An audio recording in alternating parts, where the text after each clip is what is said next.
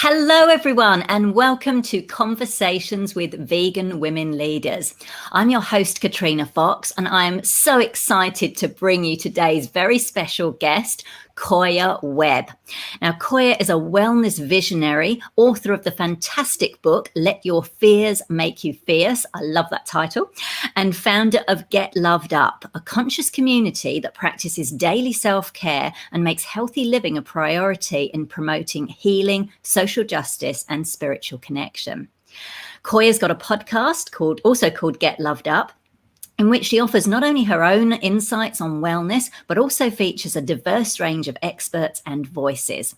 Koya's offerings also include an app, online courses, virtual retreats, one-on-one coaching, and more. In February this year, she ran a free virtual retreat on spirituality, wellness, and entrepreneurship, featuring some top experts in the business and wellness space. And she did this to restore people's spirits from the massive losses that people have experienced, particularly during 2020, and also to make it accessible to underserved communities. Koya, welcome to the show.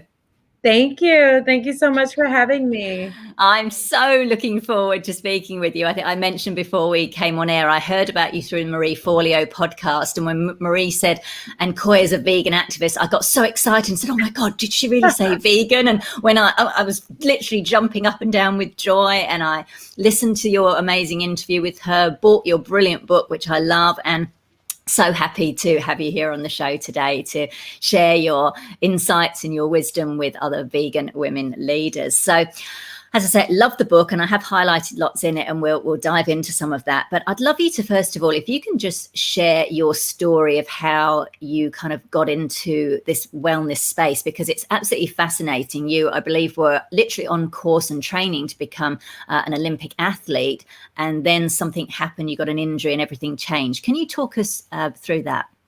Absolutely. I mean, I'm a small town girl from Tennessee, and track and field was kind of my ticket to a different life. And running, you think you're invincible, you could do anything. And then one day I got this sharp pain in my back and went to the doctor, and they said it was a stress fracture. So I was out for a year. And in that year, in the beginning of it, I felt very down. I felt like, what am I going to do with my life now? Things just changed that one day. And then I was sent to a counselor, and they suggested that I try yoga. And I remember my first yoga class, I was like, I don't fit in here. Like, what is this? And I felt so uncomfortable. I was like, this is not for me. I'm an athlete. Like, I had all the objections most people have when they come to my page and look, I can't do that. I couldn't even touch my toes. And so I remember the teacher coming over to me, and she was like, just breathe. And I remember taking a deep breath with her. And once I was able to just breathe and center myself and stop comparing myself to others and stop trying to worry about if I could do the pose, I felt a sense of calmness. And I took that sense of calmness and allowed it to carry me through the classes. And after a year, I healed my body, and I led the Wichita State team to its first women's championship. And that led me to continue to practice and actually move to California. Wow, that's amazing. So, and it's interesting what you said about, like you're an athlete, and then suddenly that changed. And I think a lot of people can resonate with that, not necessarily being, training to be an Olympic athlete, but with losing something that's really important to us, yes. Whether it's a job or a goal or our identity.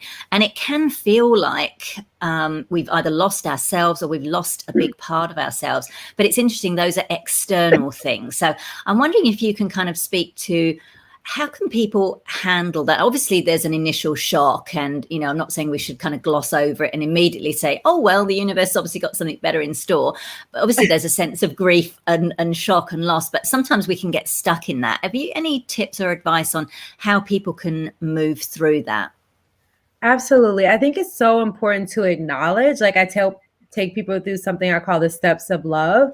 And it's like how we can love and nurture ourselves. So just acknowledge, like, this sucks and this is bad and I'm confused and I don't know. And in that acknowledgement, it will lead us to what we're supposed to learn from each situation. And in that situation, I needed to learn that I cannot run myself into the ground. I wasn't practicing self-care. I wasn't sleeping 6 to 8 hours a night. And so my body didn't have time to recover. So a stress fracture is an overuse injury. So I was going to the track, I was going to the gym, I was staying up all night studying, trying to maintain a 4.0. And my body was like, this is it, And so in doing yoga, not only did I learn, poses and breath work and meditation, but I learned how to take care of myself. I learned how to balance my day. I learned how much I needed to nurture myself in order to show up as my best. Got it. So for people who are in that, it's about acknowledging, because sometimes, and I know I was in a situation many years ago in 2008 when I was retrenched from a job that I loved, although ironically I had 2 frozen shoulders while I was doing, because of some of the stress of it. And even though I can look back now and think, oh my God, that was great, I still kept pushing. I was like, right, what can I do now to kind of get back that identity? Like I was an editor of a publication. So I started something of my own and kept kind of pushing it. And I guess it's that kind of knowing when to do something different.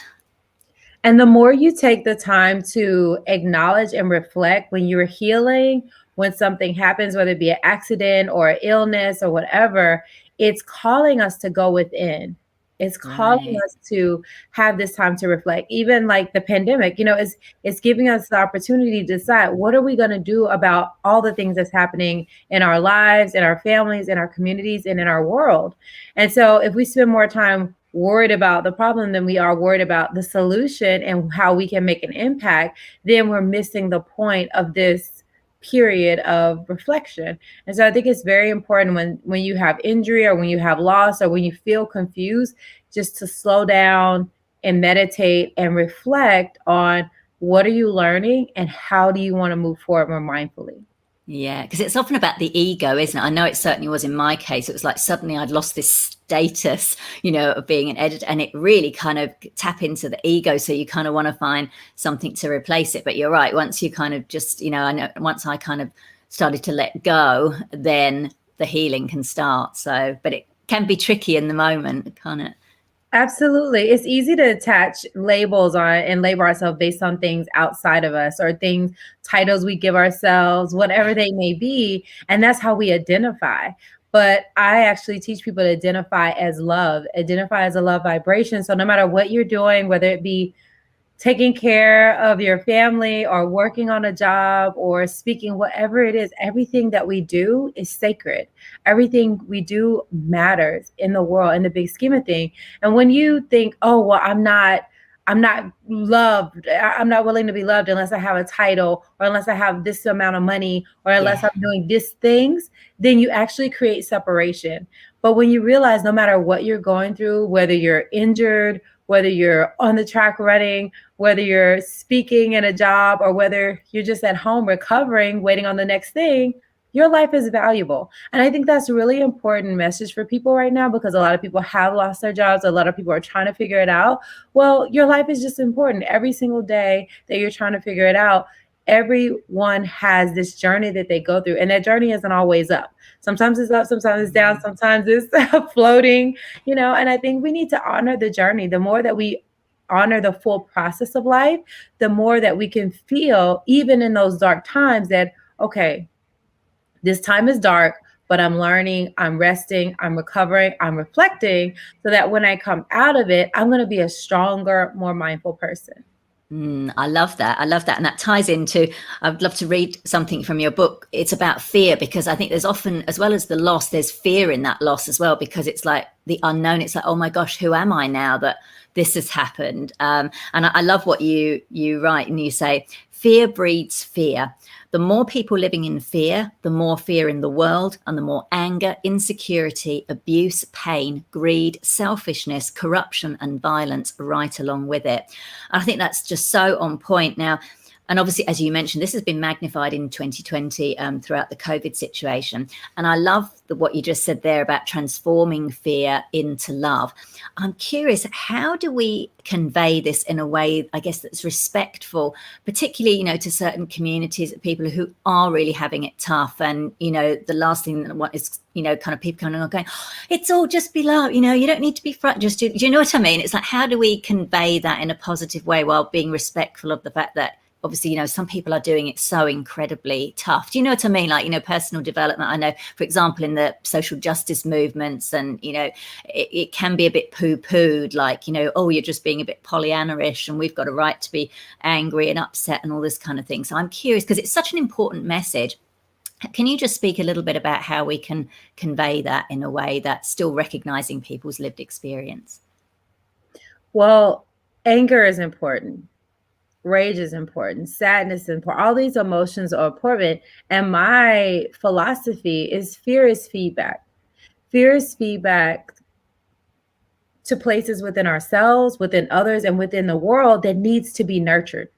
So we have to nurture fear. We can't just shame it. We can't just push it away. We can't tell it to stop because we're not acknowledging it. And if you can't acknowledge something, then you can't return the love. And people want to say, oh, well, all these things are so divisive. And I spoke with you before, like I invite people to look at it as conversation, look at it as healing, look at it at acknowledging the divisiveness that was already there. And I feel like when we look at this time as more of a healing time, we're having those hard conversations that are helping us move forward, we're not afraid of fear. We're not afraid of angry. So you don't have to tell anyone to calm down or pipe down or don't be upset. You say, oh my goodness, let me know, like how are you hurting? Why are you crying? Why are you angry? Let's talk about it. I want to hear it. I'm going to sit with you in your pain. I'm going to sit with you in your sadness. I'm going to sit with you in your anger so that together we can make a difference. That's what we have to talk to everyone about. Can I hold you in your anger, in your sadness, in your rage, and understand that if you're feeling that, we're all feeling it. When you think about oneness, when you think about compassion, especially most of the people listening to this podcast as vegan, if you have compassion, it's not just for animals, it's not just for the planet, it's for every single thing. It's for every single person, it's for every single situation. So we have to really realize that compassion goes full circle. And if we're not able to see the pain in every single person, every single living thing on the planet, then we got some work to do. Absolutely. And we got a lot of work to do, as we can tell. So when we're doing that, is there a way that you, like, once you do that, I love that you said that you're not shaming it, you're not trying to gloss over it. So you're sitting with people, in their pain, saying, I hear you, I see, let's explore it together. What can you then do, I guess, to help bring someone out of it? Or if you're working within, particular areas in social justice or what have you, to kind of bring that love aspect to the conversation? It's not about trying to bring someone out of something. It's about you going into something with them, right? Mm-hmm. It's like if you see someone like, in a situation, sometimes we want to pull them out, but like that's an experience, right? That's the experience they're having. So in order to understand the experience, because sometimes like if someone's hand is stuck in and if you pull it, it actually will cut their hand more. But if you go in there with them and feel like, oh, okay, how do we need to maneuver to get out of here safely together, then that's a lived experience together. And I think that's what has to happen, especially when it comes to social justice. You have to be willing to unpack the emotions, to dive deep in the emotions, to understand where are these emotions coming from? Where is this coming from? Where is the corruption in the government coming from? Where is the corruption in these systems coming from? And then once you start to get into what is causing this response, what is causing this trauma, then we start to talk about real solutions. So it's not about pulling someone out of emotion. It's about holding space for them and actually diving into the emotion and letting that journey lead you to a solution. Wow.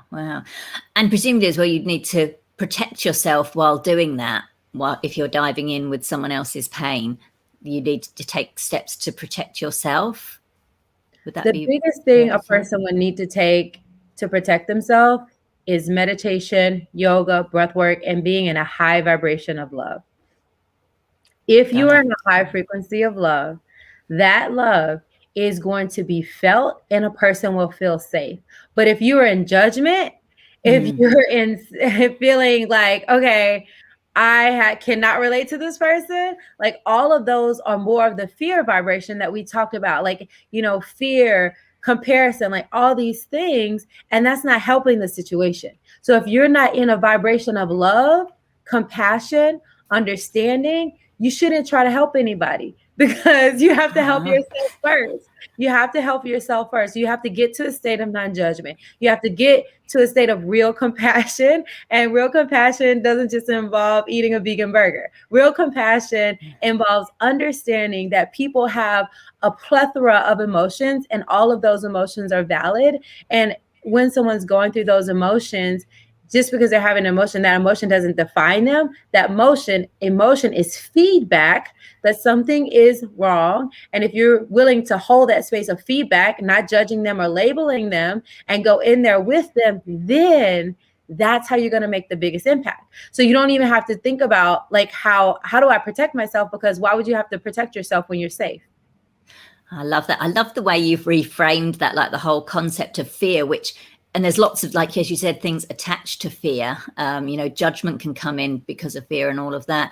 But you're reframing all as feedback.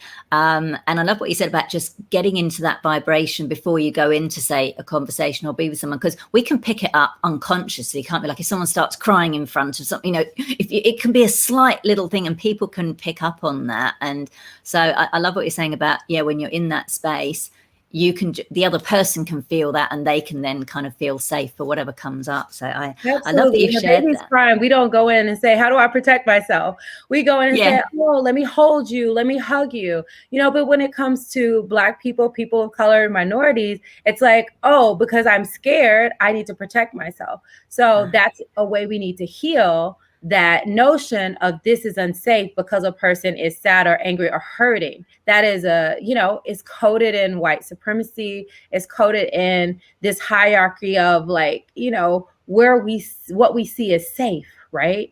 And the more someone is in poverty, the darker someone's skin color, all those things make us feel like, oh, this isn't safe. Or the more angry a person is. So those things aren't necessarily true. And so we have to get to a place of understanding where we don't have a fear just because someone's in a different state than us. But we come to that space with understanding. And it's okay if we don't have but I'm scared. Cool. At least you acknowledge your fear, acknowledge your scaredness, and do not move forward. It only persons that are able to be in those situations. And when you're to a point, if you're to a point where you're not afraid. So it's no shaming of any emotion on any spectrum, but knowing if you are scared, don't wear a badge.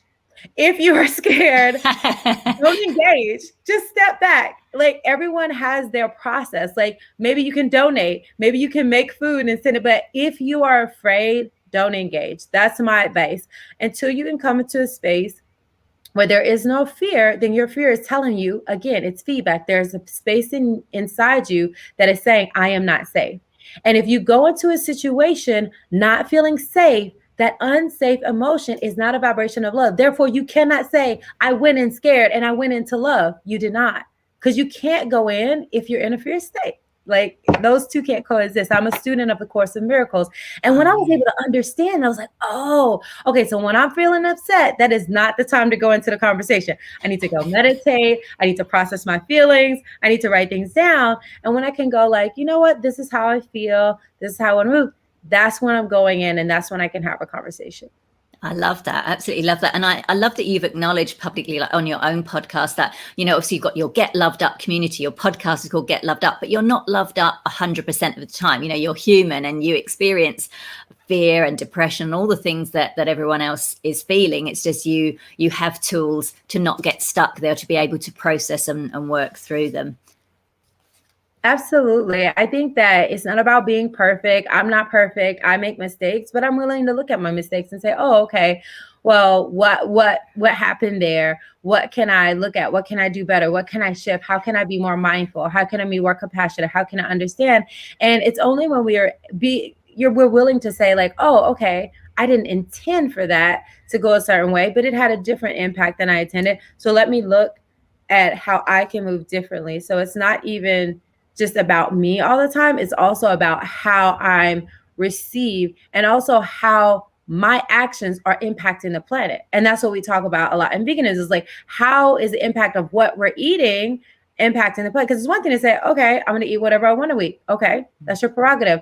But it's another step to say, oh, is the way that I'm eating, is the way that I'm speaking, is the way anything I'm doing impacting the planet or others in a harmful way? And if it is, we have an opportunity to look at it. Right. And so my goal is to cause the least amount of harm. I don't cause no harm. I cause some harm. I cause some harm to people sometimes with the things I say, and things that I do unconsciously, I cause harm. So it's not about being a perfect person. It's about being mindful and also being willing to listen and being able to take in ways you're causing harm and asking yourself, do I want to move forward in a more mindful way? Do I want to speak differently? Do I want to act differently? Do I want to help differently? Do I want to eat differently? Like whatever it is for you, I think the more that we are able to look at ourselves in a compassionate way and say, hey, I'm going to do the best that I can to cause the least amount of harm in the world. And we're not pointing fingers and like how we should do it or how others should do it. We're just sharing our lived experience. I think we're really going to inspire each other to make changes in our lives. Because for me, I was just inspired by other people telling me like, oh, I did this and I felt better. I did this and it had this type of impact. And I was like, oh, I want to try that. So I think when we're more mindful about how we share and how we move in the world and we move with a certain intention, it really does have a positive impact. Oh, absolutely. And we could certainly do more with more of that, particularly on social media, where, you often find people just literally looking for a fault, like somebody's doing something great, and instead of going, yay, well done, it's like, but you're not doing it properly, and it's like, oh come on. That was so funny. Someone did me like that. I was on this other podcast and they're like, you're so brilliant, you're so talented, it was such a great interview, but there's one thing you said, and they literally wrote me 4 paragraphs about how they felt like I articulated fear, and like, are you willing to say this differently? Are you willing to do this differently? Wow. And I was like, wow. Oh my gosh. Why do you think I should talk and speak and think exactly like you? Let's talk about this. This really quick. And I'm willing to listen, but it's interesting how the judgment, when people again are different and think differently, it's one thing to take it in and disagree, but respectfully disagree versus I feel like I need to change you in order for the world to be right, or in order for me to be right, or in order for you to be right. And I think that's when it goes back to like, again, respecting where people are in their journey and understanding that we don't have to all be the same. It is our differences that makes the world beautiful, but can we live in harmony?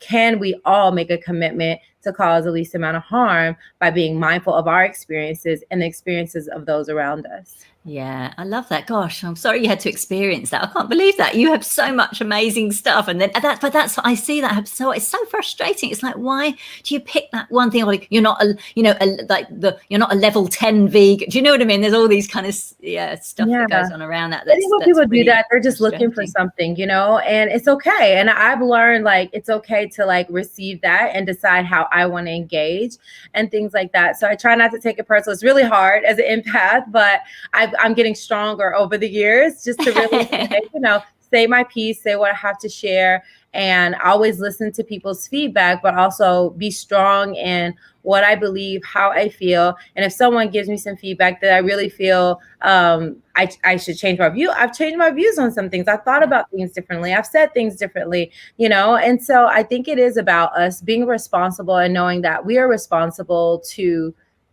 our life, in our life only. And the more we live that life and we share from that space, it is going to inspire people versus I feel like sometimes people don't understand how that attack, like just really going at someone and kind of saying something nice and then kind of ripping them apart for like 4 paragraphs. That's not healthy. Yeah. especially if it's like it wasn't invited me, like give me some feedback, And so I think the more mindful we are about how we engage in conversation, knowing that everyone is doing the best that they can. And if you see something like, oh, okay, I'm going to mention, like, what do you think about this? And more so ask question versus projecting and judgment and name calling and things like that. That could be very damaging. But we see it a lot going on, especially in social media. And those things are very toxic and very hurtful. And I know I've experienced, I know other people have experienced it. So I have so much compassion. But if you are out there and you're experiencing that, just know that you can disconnect, you can block, you can disengage. You don't have to go back and forth with that. Someone giving you all of that heat is different from someone having a healthy conversation, which looks like asking questions, giving you space to respond, and that's healthy engagement. But if you're not having a healthy engagement with someone, disengage, recover, get loved up, as I would say, take the stay in a healthy state, because we do have a lot of activists out there that are doing hard work in the field, and it could be pretty overwhelming and exhausting. And especially when you're getting attacks every single day, I think it's important. And I want to mention that it's okay to step back and take a breath and breathe, and also vocalize how you want to be communicated with, because that's definitely what I did, and I think just letting people know, like, hey, if you want to have a conversation, this is how I would like to have a conversation. I would like to acknowledge each other. I would like you to respect our differences and be able to share your point with no judgments, no name calling, and if that's not possible, that's okay, but we can't talk. So I think that's really important to set some healthy boundaries when you're communicating with people, especially if they're coming to you from a space of wanting to genuinely help. There's a difference between people wanting to genuinely help and trolls. So yes. I just think that we have to protect ourselves. We have to create healthy boundaries. If you are an activist, if you are a person who's passionate about, making the planet a more healthier place to live. So yeah, I've experienced it, and my heart goes out to anyone else. I hope this is helpful for anyone who's experiencing a little bit of slander and a little bit of someone just kind of tearing you down. Create a healthy boundary for yourself. Oh, I love that. I think that's lovely. I like the way you said that about telling people, explaining to people, this is how I'd like to have a conversation before even having it. I love that. I think that's so helpful. And that is something that we can do on social media. And I guess that speaks to, because I love what you're saying about respecting the differences. But, like sometimes you'll see people go, oh, well, you voted for so-and-so, therefore we can't be friends. And I've seen good friendships, or, you believe in this, therefore we can't be friends anymore. And I've seen good friendships, ended and relationships broken because of that. Do you have any tips about, what are your thoughts on that? You know what I mean? Because some people think, oh, well, if you voted for a certain person, that means you're voting for racism, for sexism, for homophobia, for transphobia. How can we possibly be friends? How do you deal with that kind of argument? Well, a couple of different ways. I mean, one, you have to be around people that you feel comfortable around. And I say, if you don't feel safe, disengage. That's my answer. Right. And then, but if you really feel like you're an activist and you really feel like you want to have conversations that actually move the culture forward, there is a point that you're going to have to engage and have conversations with people that think differently than you, that look differently than you. And how are they going to be inspired to think differently if they're only around people who think exactly like they think, and that you're not going to be their friend anymore? So who's going to help them? Again, and it's not trying to change them, but it's just having a healthy way to share your conversations. That's why conscious communication is so important. It's so important to be able to talk to people who have different opinions in a respectful way, without judgment, from a place of compassion and love, authentically listening. Okay, this is why I voted for this person, and this is what I feel, and this is da-da-da. And then them allowing you to speak and sharing yours. And you're like, I didn't know that. And, you could actually have a conversation and dialogue. And then based on dialogue, you never know when it is going to change a person's thought. But you don't go in trying to change. You go in to share. And in that sharing, revelations happen. So a lot of times people pick certain people based on the information that they have. That information can be one-sided, manipulated. I mean, we all know. We got the media out there throwing all type of things out there to, convince us of this and that and the other, all these agendas, right? So you got to understand that people, anyone, totally tapped into the news and mainstream media, it's going to be a bit brainwashed. So, and that might be a bit biased, but I'm going to stick with that. And someone could come be like, how can you say that? But I firmly believe that I don't have a TV because I would be brainwashed too. And I remember when the pandemic first hit and I was all in the news, I was totally for a couple months, a little bit brainwashed. I was like, and I was losing it and it was not okay. So I definitely believe you have to calm down on the media, calm down on the news, go within. We are spiritual beings having a human experience, and we look outside of ourselves for all of the answers when the answers are inside. So yes, it's okay to tap in, see what's going on and things like that. But if you want to know how you can really make a change, it's not doing what person A, B, or C on Instagram tell you to do. It's about going in and deciding, what can I do with my life to make a difference? Because sometimes doing what other people are doing is going to be exhausting because it's not for you, it's for them. It's good to be inspired by people, but I highly suggest people just go in and ask yourself, what can you do to make a change in your life? What can you do to make a change in the life of others? And what can you do to make a change in the world? And when you just sit with that, you don't allow yourself to get overwhelmed. You're daily making a change and making a difference. And I think that's helping in a much healthier way. Because sometimes when you go out too hard, we get exhausted, we get frustrated, and we end up fighting more than we thought we would.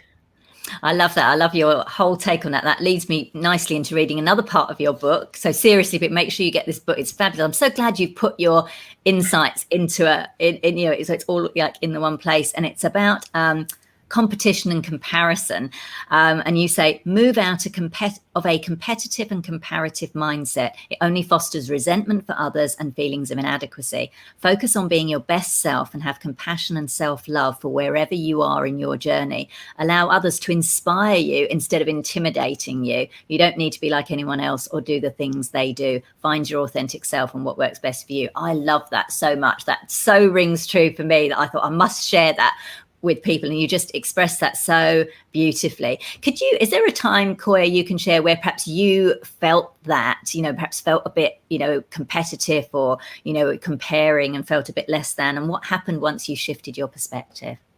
Absolutely. I mean, I'm going to be honest, as an ambitious person, you're always looking around. You're like, oh, look at that person's podcast, or look at that person's person. Like, oh, okay.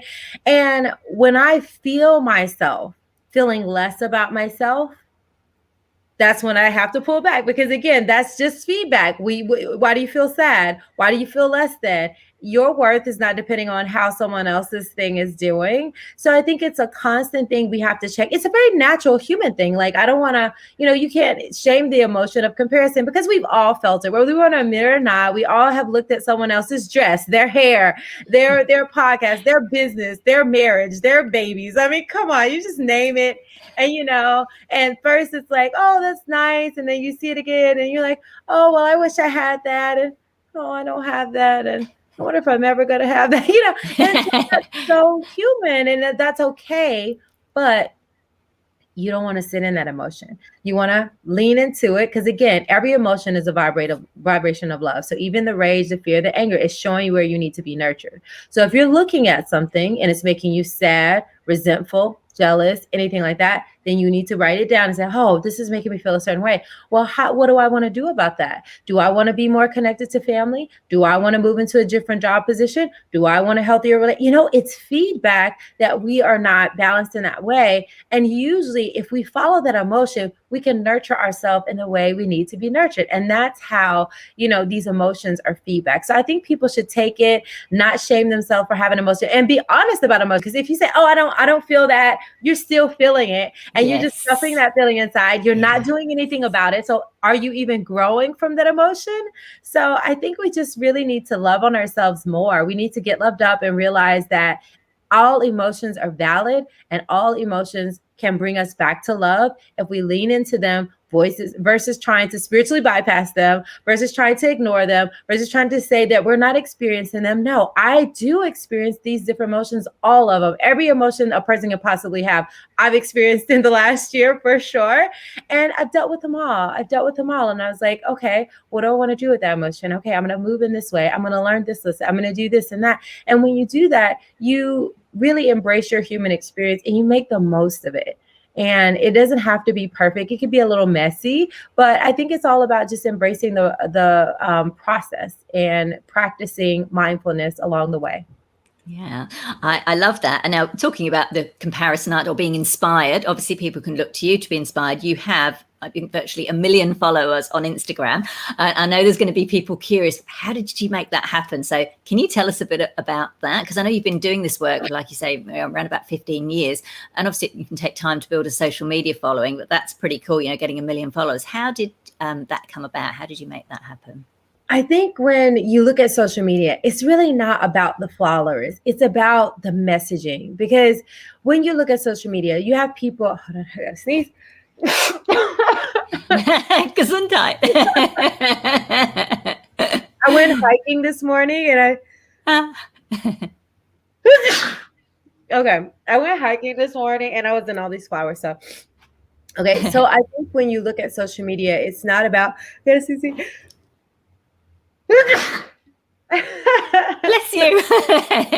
My friends Hans and Claudine, they say when you sneeze, it means it's true.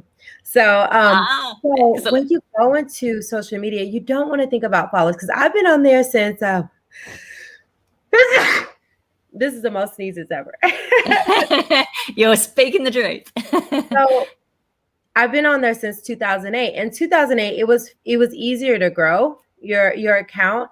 And then there are some times where people are like, oh, you do this thing for followers, you do that thing for followers, and all these things you do for followers, and all these things, like you're going down, you're doing ads, you're doing this and that. And it's just like, at the end of the day, you want to focus on real people, and of those 1 million followers, only maybe like 10,000 actually engage with my posts.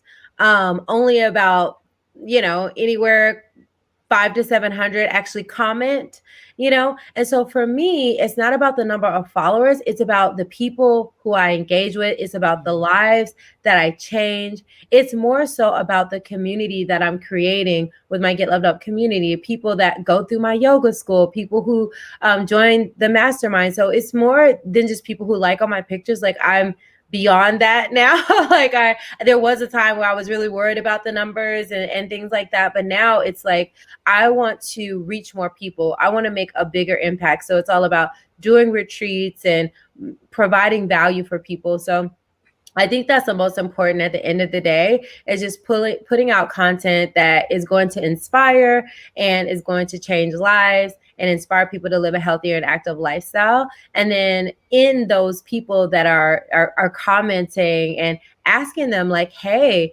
what do you need right now? And I love to ask my community questions and, create forums and create products based around how we need to grow together. So I think that when it comes to that, you will grow your following if you are focused on serving, if you're focused on giving everything you have, if you're focused on building. I mean, I still answer my DMs. I know it's easy to cut those off, but I answer my DMs. I reply to my comments. I have a team that helps me too. I do not do it by myself. I want to just call that out. But yeah, I think it's just about just really focusing on real people and connecting with people, inspiring people beyond just the number, but really making an impact. Like, are you of those? Some people have like 1,000 followers, but those 1,000 followers, maybe 100 people are connecting with you. Like, are you really connecting with them? Are you building community with them? So I would say no matter how many followers you have, just make sure that you care about each and every one of them, and you're there to build a healthy community with them. I love that. And I love that. I think there's almost like an energetic thing. I know I've found, like, sometimes when you post just for the sake of posting, but you're not really invested in the post, I find that doesn't necessarily get many likes or engagement. But when I'm genuinely posting something and I think I just really want to I think this would be useful, or, whether it's information or inspiration, it does tend to kind of, get a bit more engagement. So yeah, thank you so much for sharing that. So just very briefly, before we go into the rapid fire section. So we mentioned you ran this free retreat in February, which was amazing. And obviously that was to help people, because obviously 2020, was pretty chaotic for everybody. Can you just talk a little bit briefly about how has COVID impacted you, and what came out of that, by either you personally and or your business, and also what came out of that retreat? How were people served? Oh my goodness. It was definitely the biggest undertaking I've ever done so far, because, in-person retreats, we have 25 to 30 people max, and, it's great. So I was amazed that we, had close to 8,000 opt-ins, and in our Zoom sessions, there were like anywhere from 500 to 800 people in each session. So we really made an impact. And it wasn't just me. We had amazing speakers like Marie Forleo, like Anthony Williams, like, some of my friend Deanna Carpenter and Lauren Ash and Justin Michael Williams. So we had amazing people, Lisa Nichols, we had just amazing people pouring into the community. So we got messages. We still get messages like, oh yeah, I was at the retreat, And so I think it was a huge way for me to realize the power of community and also the power of collaborations, and realize like, I don't have to do this alone. So for me, the retreat was a big win because I gathered with some of my favorite people and we poured collectively into our community, and it was absolutely free. It was a big undertaking for me and my team. I still am, trying to recover, later. So, I'm not definitely going to say it's not easy, like something of that size. It's not easy. I'm still trying to pick up the pieces from things that, went awry and things like that. But it was all worth it. I feel like, when you do things like that, it's important to be honest that, it's really, really hard. It's really difficult. There's a lot of moving pieces. But at the end of the day, some of the best things in life, they're the most challenging, but also they bring you the most reward. And I think, like you said, the year of the pandemic, what I learned is how much time that I need to go within, because I wasn't traveling as much. I wasn't in my car as much. So I really got to build myself up so I could pour into my community in a bigger way. So now I'm reaching more people. I'm serving more people with my events, especially being online, than I actually was in person. So that feels really good to me. Love it. Love it. Well, I'm delighted that you're doing this so that we can all get more of your amazing insights and wisdom. So our final section is just little few questions that are rapid fire. Answer them in either one word or one sentence. What's the most courageous thing you've ever done? The most courageous thing I've ever done? Oh, I think take my yoga teacher training online. That was courageous. And it took 6 months of like filming, and it took a lot. Like, I don't think I've ever, even in college, even in school, been on Zoom and studies and content that much. I think that was one of the most courageous things I've ever done. I love it. What does leadership mean to you, and what style of leader do you believe you are? Leadership means committing to being your best. And I'm a servant leader, so I lead by serving others, like really understanding where are the pain points, where do we need to nurture? Where do we need to be nurtured? Where do we need to pour in? And I lead people by inspiration.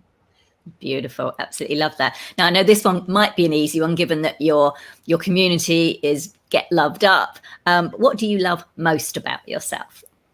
What do I love most about myself? I love that I'm resilient. I've been through a lot. It hasn't been an easy road. I know some people have had it harder than me, and some people have had it easier, but I do think my resilience through it all and my willingness to love through it all has been my saving grace. Love it. And final question, just any kind of final thoughts or any key lessons you've learned in your life that you would like to share, particularly to other vegan women leaders? I would say lead with compassion. Lead with compassion, not fear. If you're in fear, then love yourself more, get loved up, take care of yourself, and just lead with compassion. I love that. And I love that message, get loved up. That's perfect. Koya, it's been so wonderful speaking with you. Everybody, do check out Koya's resources. She's got so much, as we mentioned. She's got an app, she's got online courses, virtual retreats. Do get her brilliant book, Let Your Fears Make You Fierce. I just love that title so much. It really is a wonderful book. I read it very quickly, and then I've gone back and reading it and been I say highlight. I'm on my iPad, so I'm highlighting it with my finger. So many, really wonderful insights. And also check out her brilliant podcast, Get Loved Up, which I'm really enjoying as well. She interviews lots of amazing people as well as sharing her own insights. I can see Marta saying, great interview. Thank you both. Thanks for tuning in, Marta. And you can find out everything you need to know about Koya by going to her website, koyawebb.com. And then you can also, of course, follow her on socials. Koya, thank you so much. I really appreciate it. I know you're a super busy woman. I really appreciate you taking the time to speak with me today. It's been such a pleasure. Thank you so much for having me. It was a pleasure as well. Thanks for tuning in, everyone. Bye for now.